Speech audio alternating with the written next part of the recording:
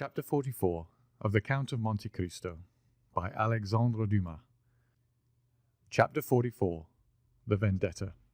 "At what point shall I begin my story, Your Excellency?" asked Bertuccio. "Where you please," returned Monte Cristo, "since I know nothing at all of it." "I thought the Abbé Busoni had told Your Excellency." "Some particulars, doubtless, but that is 7 or 8 years ago, and I have forgotten them." "Then I can speak without fear of tiring Your Excellency." "Go on, Monsieur Bertuccio. You will supply the want of the evening papers." "The story begins in 1815. "Ah," said Monte Cristo, 1815 is not yesterday."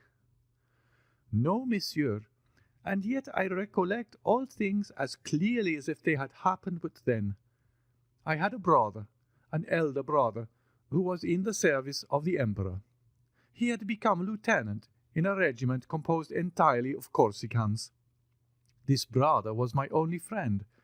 We became orphans, I at 5, he at 18. He brought me up as if I had been his son, and in 1814 he married. When the emperor returned from the island of Elba, my brother instantly joined the army, was slightly wounded at Waterloo, and retired with the army beyond the Loire." "But that is the history of the 100 Days, Monsieur Bertuccio," said the Count. "Unless I am mistaken, it has already been written." "Excuse me, Excellency, but these details are necessary, and you promised to be patient." "Go on, I will keep my word." "One day we received a letter. I should tell you that we lived in a little village of Rogliano, at the extremity of Cap Corso. This letter was from my brother. He told us that the army was disbanded, and that he should return by Châteauroux, Clermont-Ferrand, Le Puy, and Nîmes. And if I had any money, he prayed me to leave it for him at Nîmes, with an innkeeper with whom I had dealings." "In the smuggling line?" said Monte Cristo. "Your Excellency, everyone must live." "Certainly. Go on." "I loved my brother tenderly, as I told Your Excellency, and I resolved not to send the money, but to take it to him myself. I possessed 1,000 francs. I left 500 with Assunta, my sister-in-law, and with the other 500 I set off for Nîmes. It was easy to do so, and as I had my boat and a lading to take in at sea, everything favoured my project. But after we had taken in our cargo, the wind became contrary, so that we were 4 or 5 days without being able to enter the Rhône. At last, however, we succeeded, and worked up to Arles. I left the boat between Bellegarde and Beaucaire, and took the road to Nîmes." "We are getting to the story now."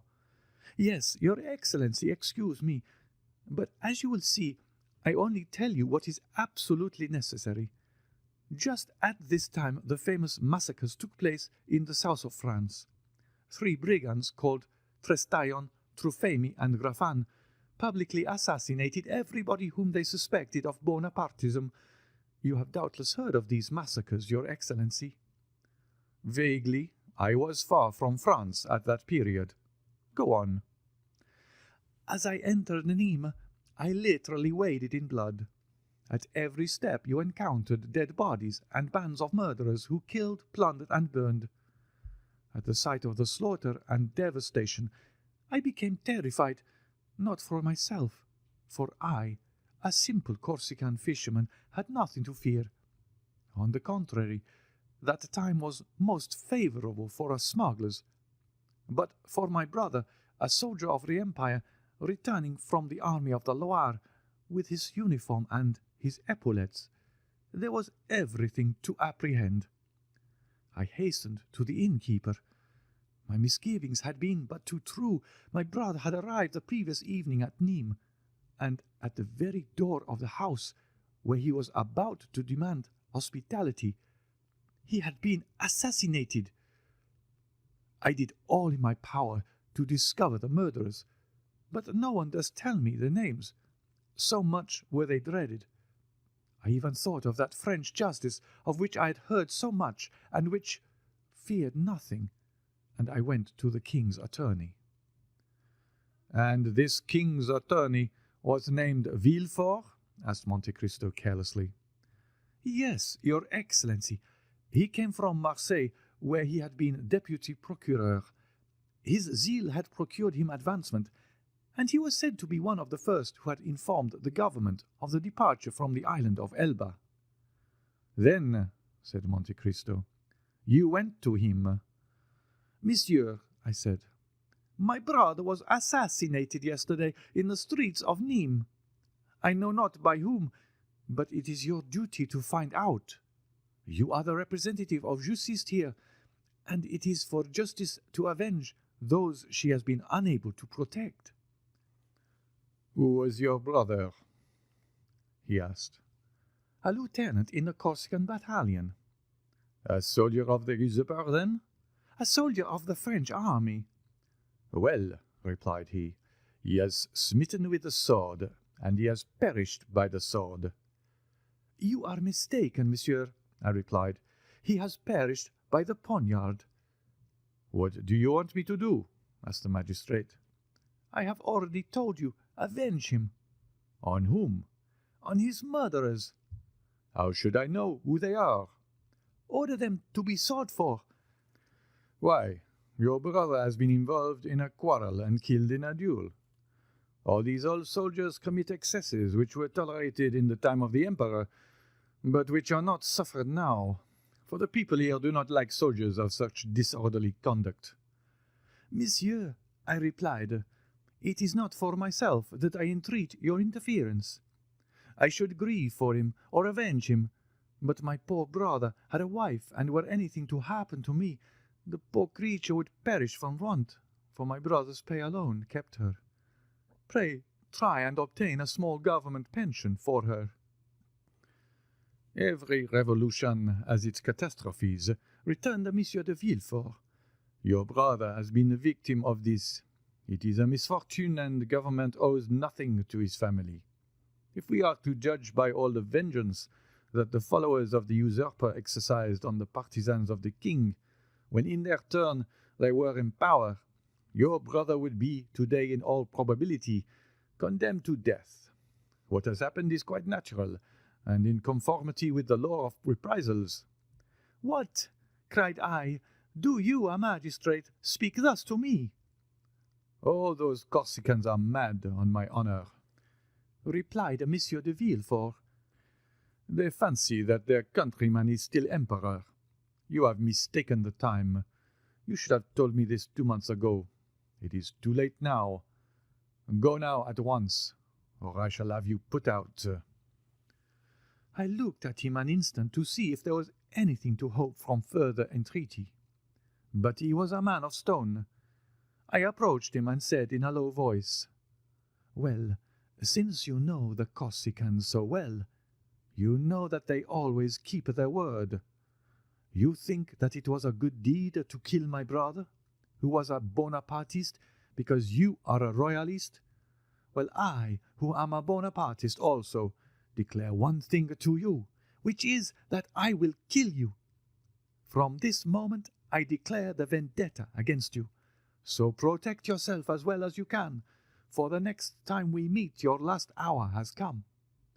And before he had recovered from his surprise, I opened the door and left the room.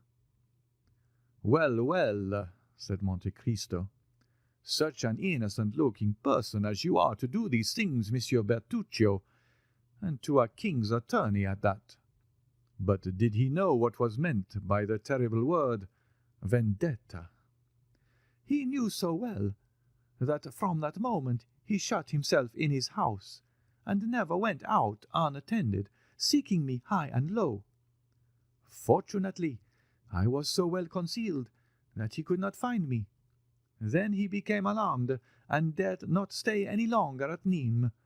So he solicited a change of residence, and as he was in reality very influential, he was nominated to Versailles. But as you know, a Corsican who has sworn to avenge himself cares not for distance. So his carriage, fast as it went, was never above a half-a-day's journey before me, who followed him on foot. The most important thing was not to kill him only, for I had an opportunity of doing so 100 times, but to kill him without being discovered, at least without being arrested. I no longer belonged to myself, for I had my sister-in-law to protect and provide for 3 months. I watched Monsieur de Villefort. For 3 months he took not a step out of doors without my following him. At length I discovered that he went mysteriously to Auteuil. I followed him thither, and I saw him enter the house where we now are. Only, instead of entering by the great door that looks into the street, he came on horseback, or in his carriage, left the one or the other at the little inn, and entered by the gate you see there." Monte Cristo made a sign with his head to show that he could discern in the darkness the door to which Bertuccio alluded. "As I had nothing more to do at Versailles, I went to Auteuil and gained all the information I could. If I wished to surprise him, it was evident this was the spot to lie in wait for him. The house belonged, as the concierge informed your Excellency, to Monsieur de Saint-Méran, Villefort's father-in-law. Monsieur de Saint-Méran lived at Marseille, so that this country house was useless to him, and it was reported to be let to a young widow, known only by the name of the Baroness. One evening, as I was looking over the wall, I saw a young and handsome woman who was walking alone in that garden, which was not overlooked by any windows, and I guessed that she was awaiting Monsieur de Villefort. When she was sufficiently near for me to distinguish her features, I saw she was from 18 to 19, tall and very fair. As she had a loose muslin dress on, and as nothing concealed her figure, I saw she would ere long become a mother. A few moments after, the little door was opened, and a man entered. The young woman hastened to meet him. They threw themselves into each other's arms, embraced tenderly, and returned together in the house. The man was Monsieur de Villefort. I fully believed that when he went out in the night he would be forced to traverse the whole of the garden alone." "And," asked the Count, "did you ever know the name of this woman?" "No, Excellency," returned Bertuccio. "You will see that I had no time to learn it." "Go on." "That evening," continued Bertuccio, "I could have killed the procureur, but as I was not sufficiently acquainted with the neighborhood, I was fearful of not killing him on the spot, and that if his cries were overheard I might be taken, so I put it off until the next occasion. And in order that nothing should escape me, I took a chamber looking into the street bordered by the wall of the garden. 3 days after, about 7 o'clock in the evening, I saw a servant on horseback leave the house at full gallop, and take the road to Sèvres. I concluded that he was going to Versailles, and I was not deceived. 3 hours later, the man returned, covered with dust. His errand was performed, and 2 minutes after, another man on foot, muffled in a mantle, opened the little door of the garden, which he closed. After him, I descended rapidly. Although I had not seen Villefort's face, I recognized him by the beating of my heart. I crossed the street, and stopped at a post placed at the angle of the wall, and by means of which I had once before looked onto the garden. This time I did not content myself with looking, but I took my knife out of my pocket, felt that the point was sharp, and sprang over the wall. My first care was to run to the door. He had left a key in it, taking the simple precaution of turning it twice in the lock. Nothing, then, preventing my escape by this means, I examined the grounds. The garden was long and narrow. A stretch of smooth turf extended down the middle, and at the corners were clumps of trees with thick and massy foliage that made a background for the shrubs and flowers. In order to go from the door to the house, or from the house to the door, Monsieur de Villefort would be obliged to pass by one of these clumps of trees. It was the end of September. The wind blew violently. The faint glimpses of the pale moon, hidden momentarily by masses of dark clouds that were sweeping across the sky, whitened the gravel walks that led to the house, but were unable to pierce the obscurity of the thick shrubberies, in which a man could conceal himself without any fear of discovery. I hid myself in the one nearest to the path Villefort must take, and scarcely was I there when, amidst a gust of wind, I fancied I heard groans. But you know, or rather you do not know, your Excellency, that he who is about to commit an assassination fancies that he hears low cries perpetually ringing in his ears. 2 hours passed thus, during which I imagined I heard moans repeatedly. Midnight struck. As the last stroke died away, I saw a faint light shine through the windows of the private staircase by which we have just descended. The door opened, and the man in the mantle reappeared.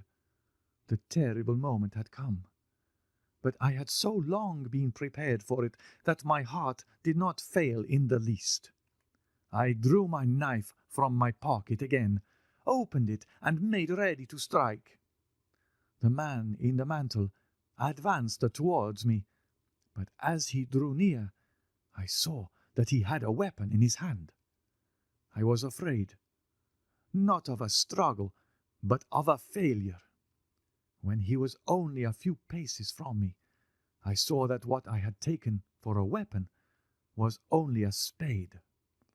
I was still unable to divine for what reason Monsieur de Villefort had this spade in his hands.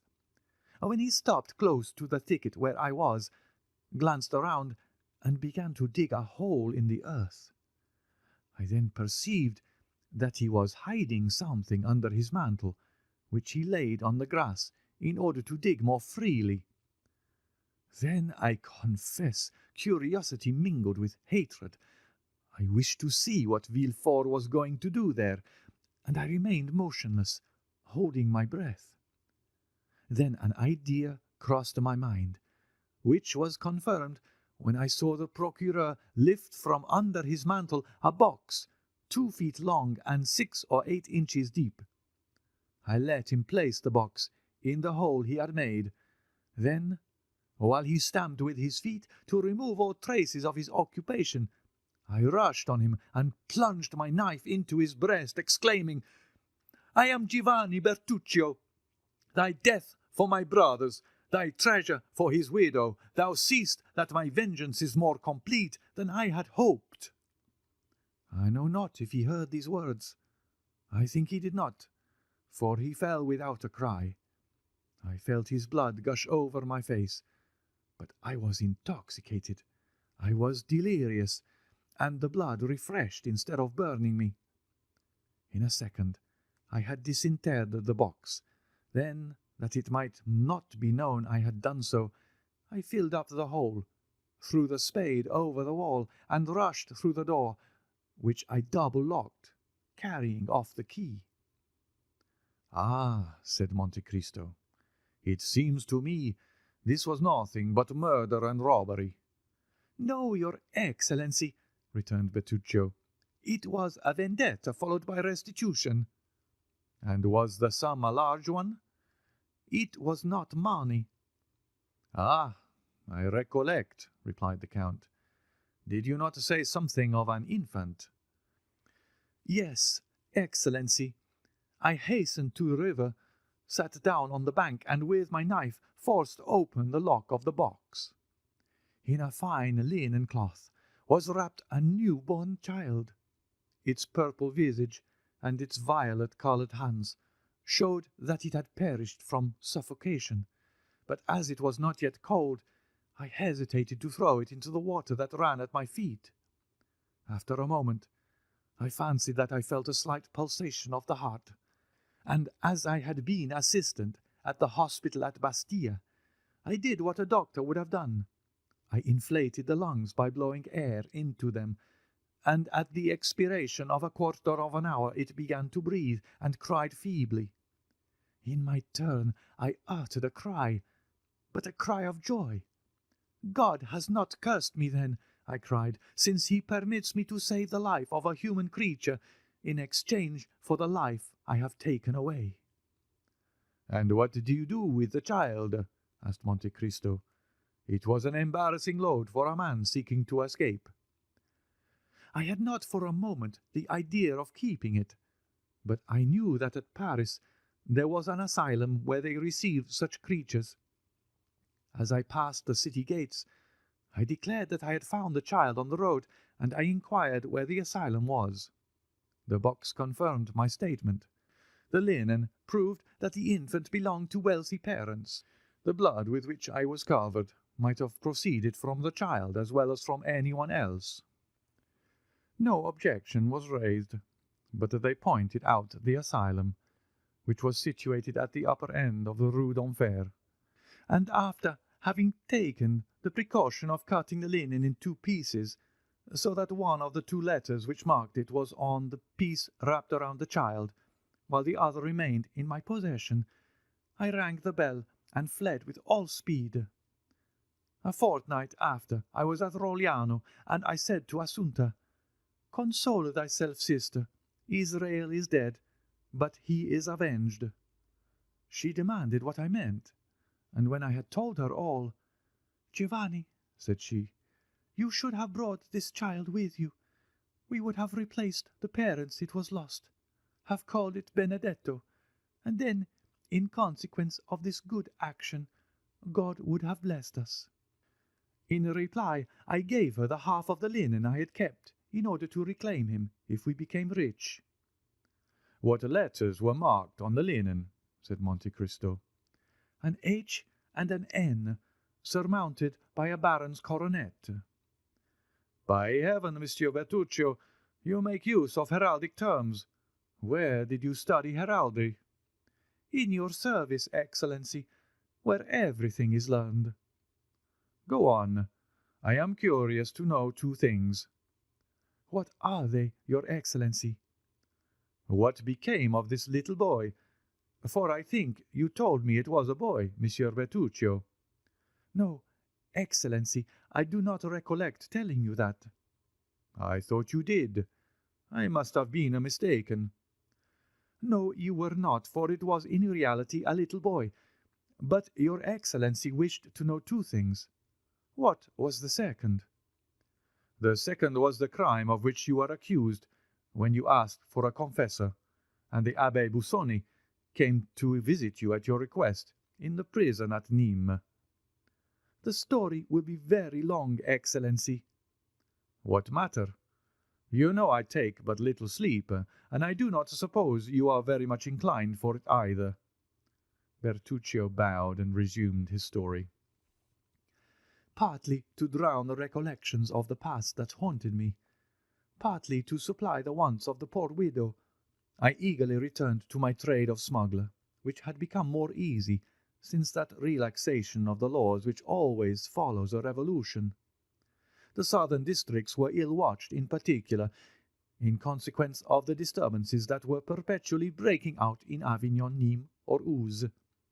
We profited by this respite on the part of the government to make friends everywhere. Since my brother's assassination in the streets of Nîmes, I had never entered the town. The result was that the innkeeper with whom we were connected, seeing we would no longer come to him, was forced to come to us, and had established a branch to his inn on the road from Bellegarde to Beaucaire, at the sign of the Pont du Gard. We had thus, at Aigues-Mortes, Martigues, or Bouc, a dozen places where we left our goods, and where, in case of necessity, we concealed ourselves from the gendarmes and custom-house officers.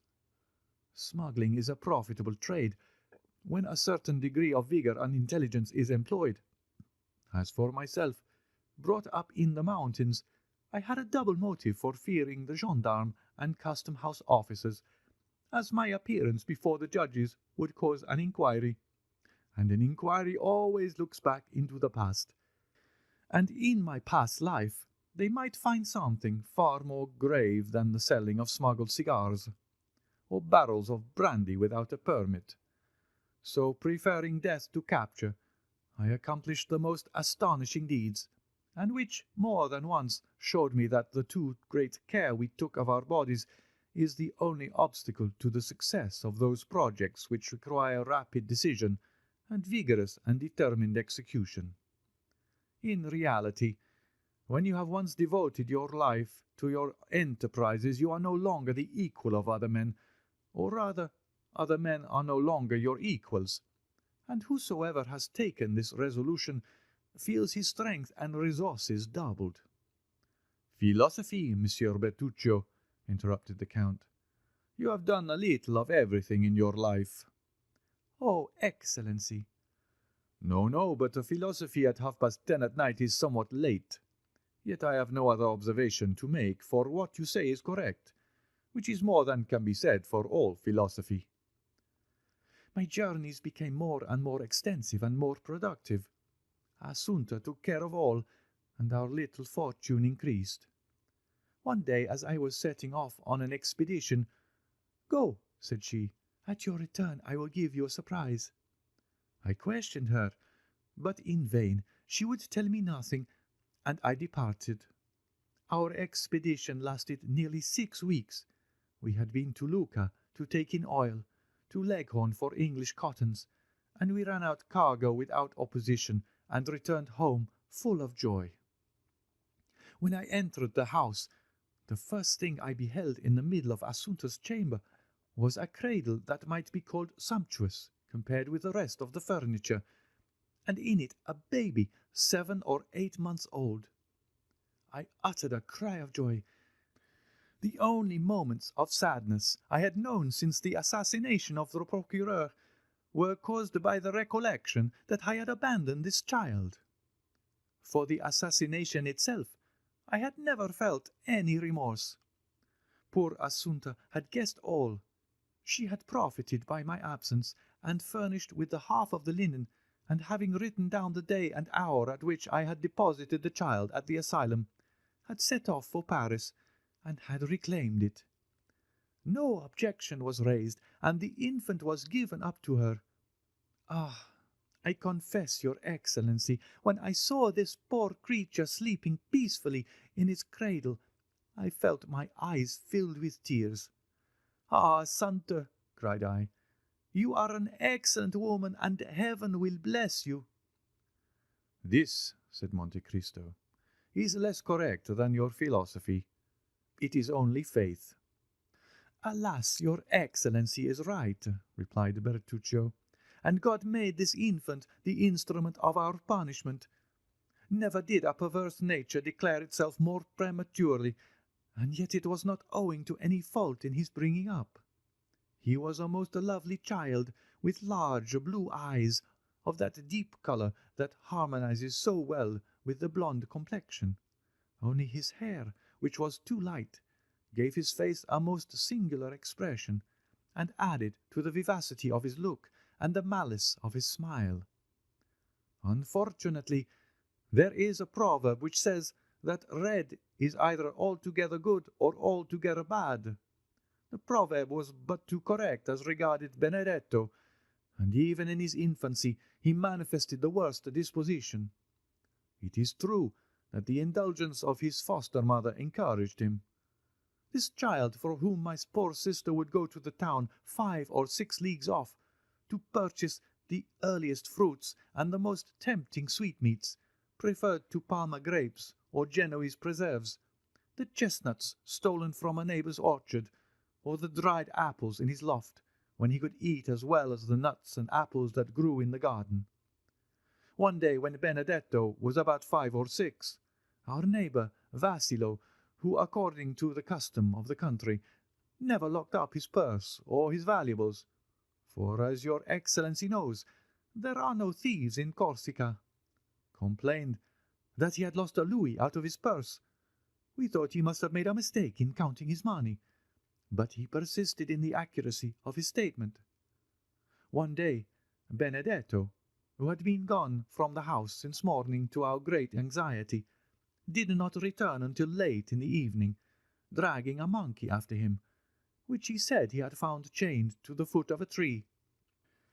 For more than a month, the mischievous child, who knew not what to wish for, had taken it into his head to have a monkey. A boatman who had passed by Rogliano, and who had several of these animals whose tricks had greatly diverted him, had doubtless suggested this idea to him. "Monkeys are not found in our woods, chained to trees," said I. "Confess how you obtained the animal." Benedetto maintained the truth of what he had said, and accompanied it with details that did more honor to his imagination than to his veracity. I became angry. He began to laugh. I threatened to strike him, and he made 2 steps backwards. "You cannot beat me," said he. "You have no right, for you are not my father." We never knew who had revealed this fatal secret, which we had so carefully concealed from him. However, it was this answer, in which the child's whole character revealed itself, that almost terrified me, and my arm fell without touching him. The boy triumphed, and his victory rendered him so audacious that all the money of Assunta, whose affection for him seemed to increase as he became more unworthy of it, was spent in caprice she knew not how to contend against, and follies she had not the courage to prevent. When I was at Rogliano everything went on properly, but no sooner was my back turned than Benedetto became master, and everything went ill. When he was only 11, he chose his companions from among the young men of 18 or 20, the worst characters in Bastia, or indeed in Corsica, and they had already for some mischievous pranks been several times threatened with a prosecution. I became alarmed, as any prosecution might be attended with serious consequences. I was compelled at this period to leave Corsica on an important expedition. I reflected for a long time, and with the hope of averting some impending misfortune, I resolved that Benedetto should accompany me. I hoped that the active and laborious life of a smuggler, with the severe discipline on board, would have a salutary effect on his character, which was now well nigh, if not quite, corrupt. I spoke to Benedetto alone, and proposed to him to accompany me, endeavouring to tempt him by all the promises most likely to dazzle the imagination of a child of 12. He heard me patiently, and when he had finished, burst out laughing. "Are you mad, uncle?" He called me this name when he was in good humour. "Do you think I am going to change the life I lead for your mode of existence, my agreeable indolence for the hard and precarious toil you impose on yourself, exposed to the bitter frost at night, and the scorching heat by day, compelled to conceal yourself, and when you are perceived, receive a volley of bullets, all to earn a paltry sum? Why, I have as much money as I want. Mother Assunta always furnishes me when I ask for it. You see that I should be a fool to accept your offer." The arguments and his audacity perfectly stupefied me. Benedetto rejoined his associates, and I saw him from a distance point me out to them as a fool. "Sweet child," murmured Monte Cristo. "Oh, had he been my own son," replied Bertuccio, "or even my nephew, I would have brought him back to the right road, for the knowledge that you are doing your duty gives you strength.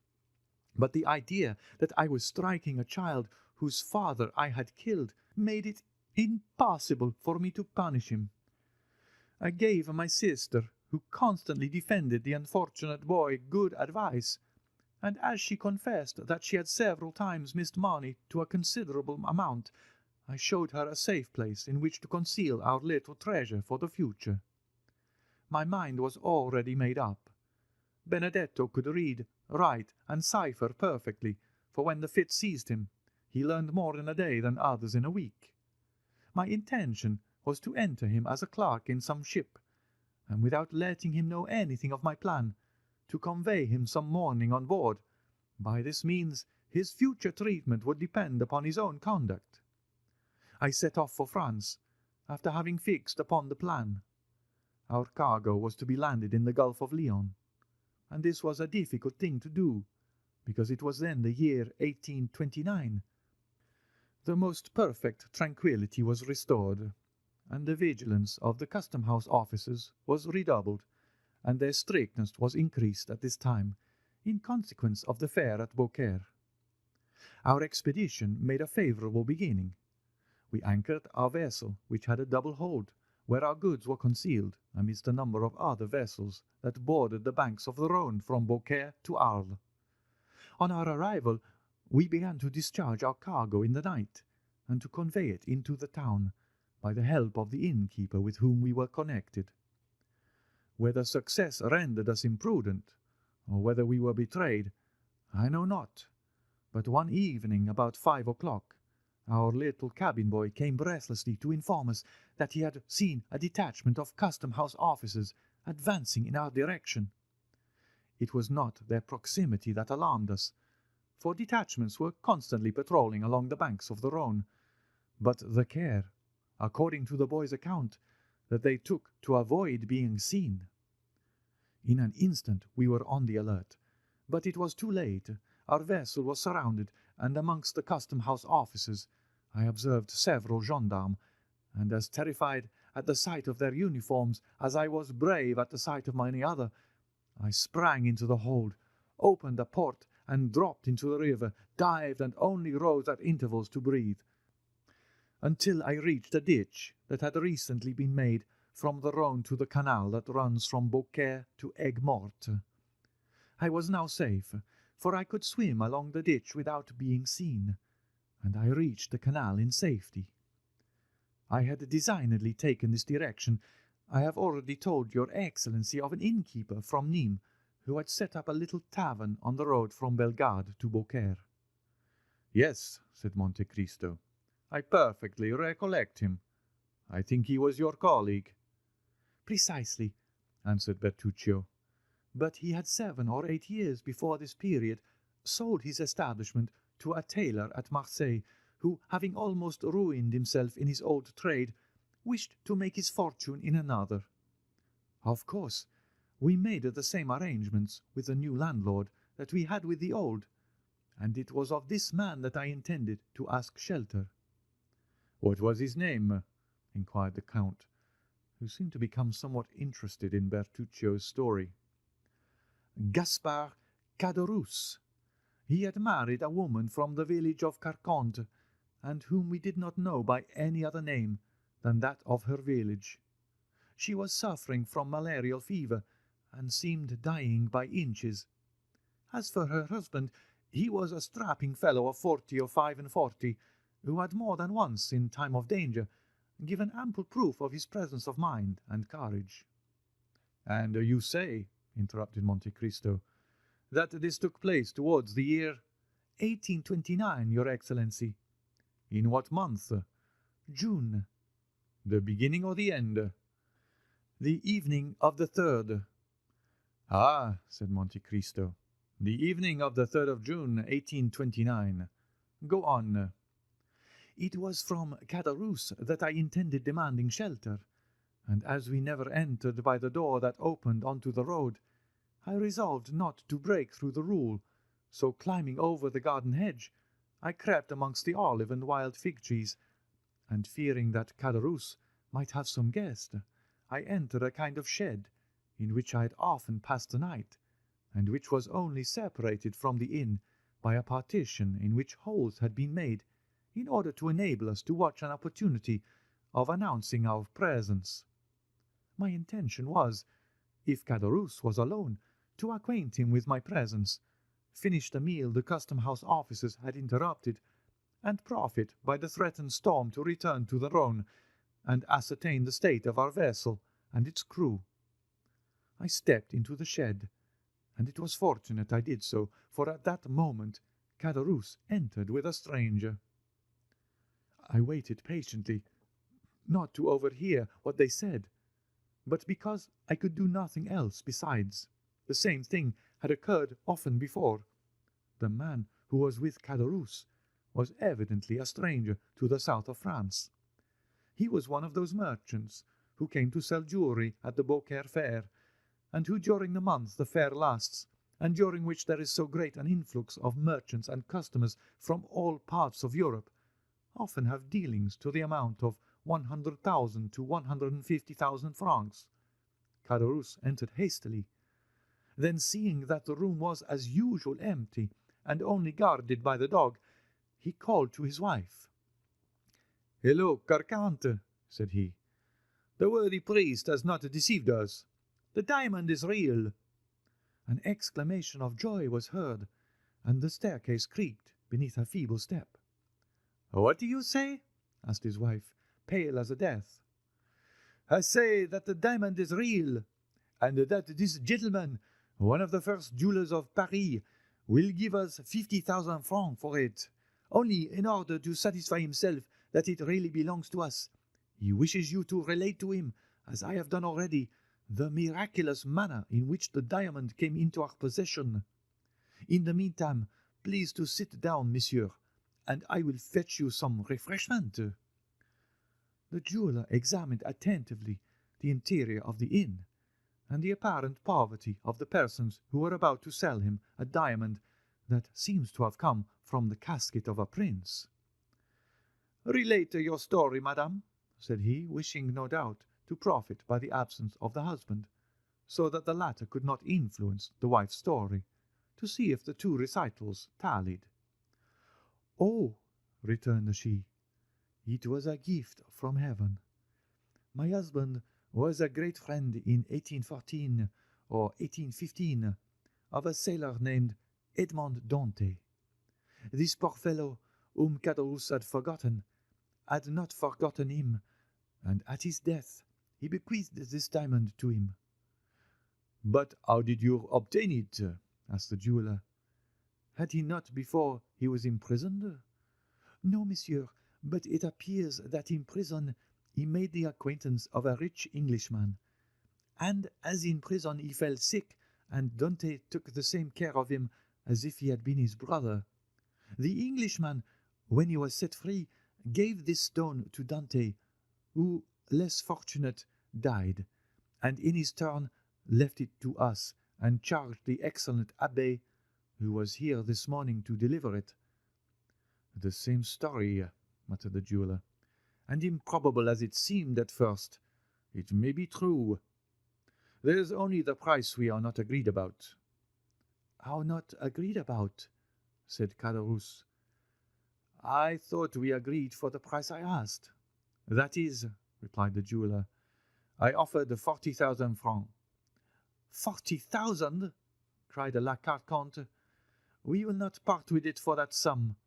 The Abbé told us it was worth 50,000 without the setting." "What was the Abbé's name?" asked the indefatigable questioner. "The Abbé Busoni," said La Carconte. "He was a foreigner, an Italian from the neighborhood of Mantua, I believe." "Let me see this diamond again," replied the jeweller. "The first time you are often mistaken as to the value of a stone." Caderousse took from his pocket a small case of black shagreen, opened, and gave it to the jeweller. At the sight of the diamond, which was as large as a hazelnut, La Carconte's eyes sparkled with cupidity. "And what did you think of this fine story, eavesdropper?"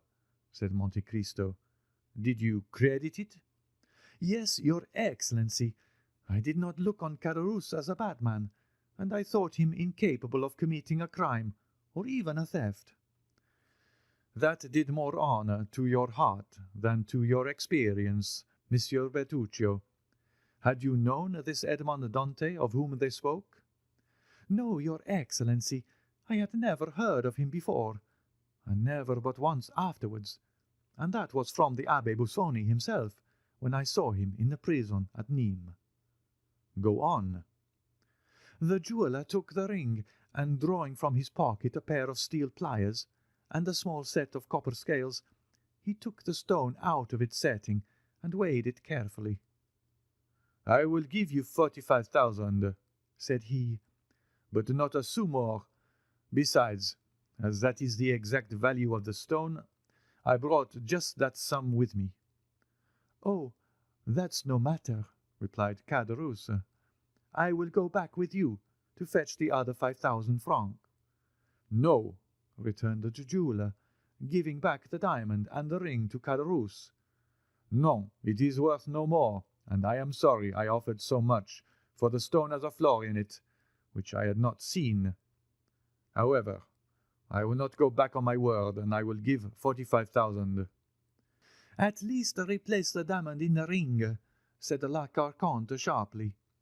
Ah, true, replied the jeweller, and he reset the stone. No matter, observed Caderousse, replacing the box in his pocket.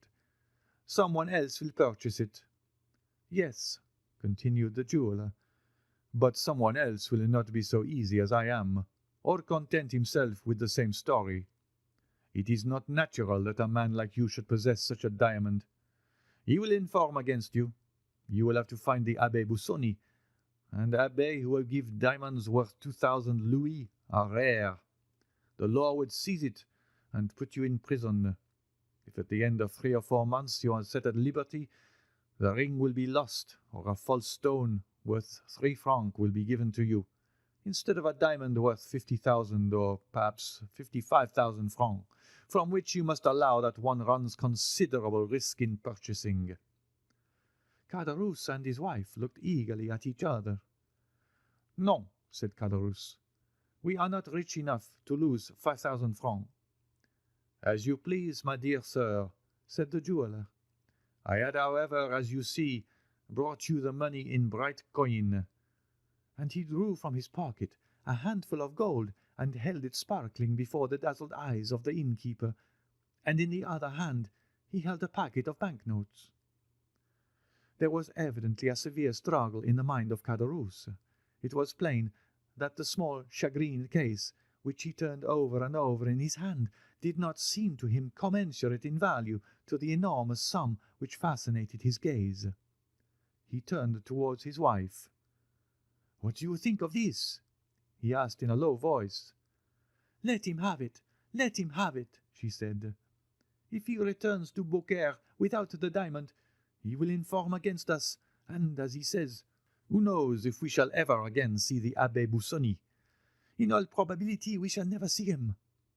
"Well then, so I will," said Caderousse. "So you may have the diamond for 45,000 francs. But my wife wants a gold chain, and I want a pair of silver buckles." The jeweller drew from his pocket a long flat box, which contained several samples of the articles demanded. "Here," he said, "I am very straightforward in my dealings. Take your choice." The woman selected a gold chain worth about 5 louis, and the husband a pair of buckles worth perhaps 15 francs. "I hope you will not complain now," said the jeweller. "The Abbé told me it was worth 50,000 francs, muttered Caderousse. "Come, give it to me." "What a strange fellow you are," said the jeweller, taking the diamond from his hand. "I give you 45,000 francs. That is 2,500 livres of income, a fortune such as I wish I had myself, and you are not satisfied." "And the 45,000 francs?" inquired Caderousse in a hoarse voice. "Where are they? Come, let us see them." "Here they are," replied the jeweller, and he counted out upon the table 15,000 francs in gold and 30,000 francs in banknotes. "Wait, while I light the lamp," said La Carconte. "It is growing dark, and there may be some mistake." In fact, night had come on during the conversation, and with night the storm which had been threatening for the last half-hour. The thunder growled in the distance, but it was apparently not heard by the jeweller, Caderousse, or La Carconte, absorbed as they were all three with the demon of gain. I myself felt a strange kind of fascination at the sight of all this gold and all these banknotes. It seemed to me that I was in a dream, and as it was always happening in a dream, I felt myself riveted to the spot. Caderousse counted and again counted the gold and the notes, then handed them to his wife, who counted and counted them again in her turn. During this time the jeweller made the diamond play and sparkle in the limelight, and the gem threw out jets of light which made him unmindful of those which, precursors of the storm, began to play in at the windows. "Well?" inquired the jeweller. "Is the cash all right?" Yes, said Caderousse. Give me the pocket-book, La Carconte, and find a bag somewhere.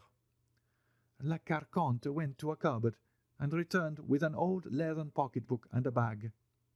From the former, she took some greasy letters and put in their place the banknotes, and from the bag took 2 or 3 crowns of 6 livres each, which in all probability formed the entire fortune of the miserable couple. There, said Caderousse, and now, although you have wronged us of perhaps 10,000 francs, will you have your supper with us? I invite you with good will. Thank you, replied the jeweller. It must be getting late, and I must return to Beaucaire. My wife will be getting uneasy. He drew out his watch and exclaimed, Morbleu, nearly 9 o'clock. Why, I shall not get back to Beaucaire before midnight. Good night, my friends. If the Abbé Busoni should by any accident return, think of me. In another week you will have left Beaucaire, remarked Caderousse, for the fair ends in a few days. True, but that makes no difference. Write to me at Paris, to Monsieur Join, in the Palais Royal, Arcade Pierre, numéro 45. I will make the journey on purpose to see him, if it is worthwhile. At this moment there was a tremendous clap of thunder, accompanied by a flash of lightning so vivid that it quite eclipsed the light of the lamp. See here, exclaimed Caderousse, you cannot think of going out in such weather as this. Oh, I am not afraid of thunder, said the jeweller.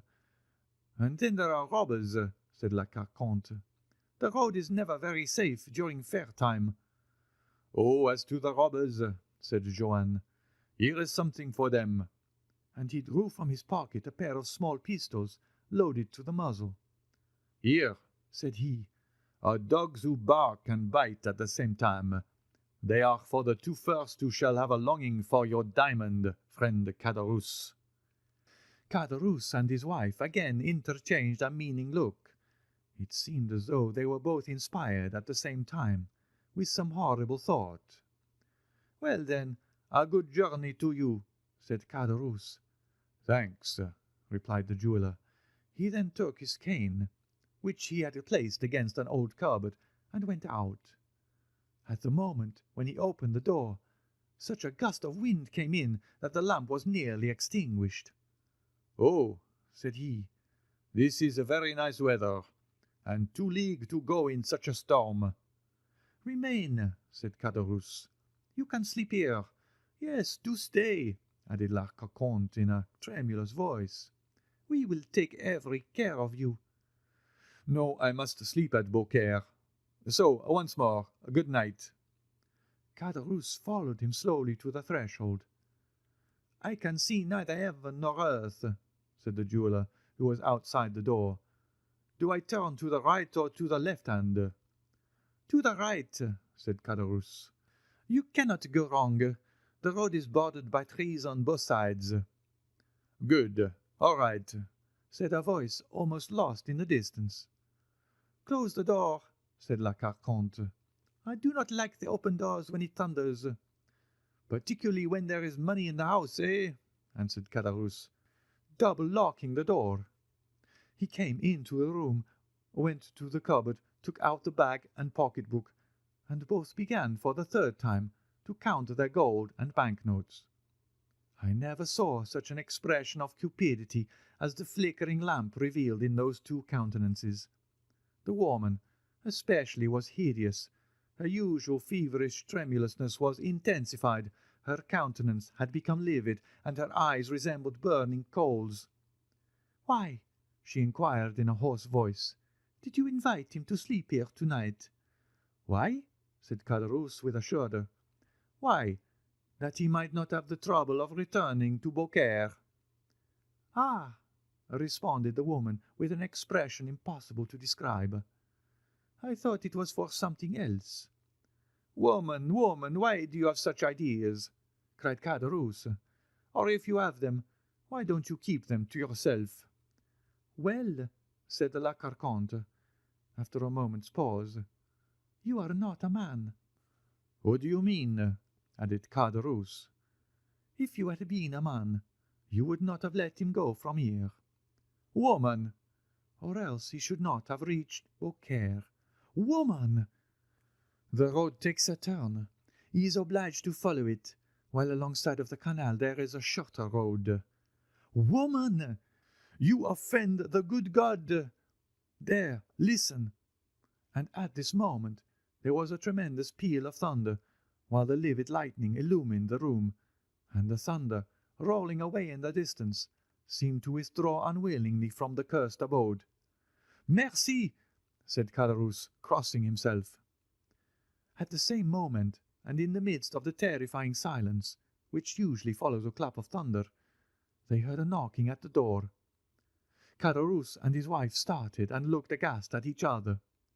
"Who's there?" cried Caderousse, rising and drawing up in a heap the gold and notes scattered over the table, and which he covered with his 2 hands. "It is I," shouted a voice. "And who are you?" "Eh, pardieu, Joanne, the jeweller." "Well, and you said I offended the good God," said La Carconte, with a horrid smile. "Why, the good God sends him back again." Caderousse sank pale and breathless into his chair. La Carconte, on the contrary, rose, and going with a firm step toward the door, opened it, saying as she did so, "Come in, dear Monsieur Joanne." "Ma foi," said the jeweller, drenched with rain, "I am not destined to return to Beaucaire tonight. The shortest follies are best, my dear Caderousse. You offered me hospitality, and I accept it, and have returned to sleep beneath your friendly roof." Caderousse stammered out something, while he wiped away the sweat that started to his brow. La Carconte double-locked the door behind the jeweller. End of chapter 44.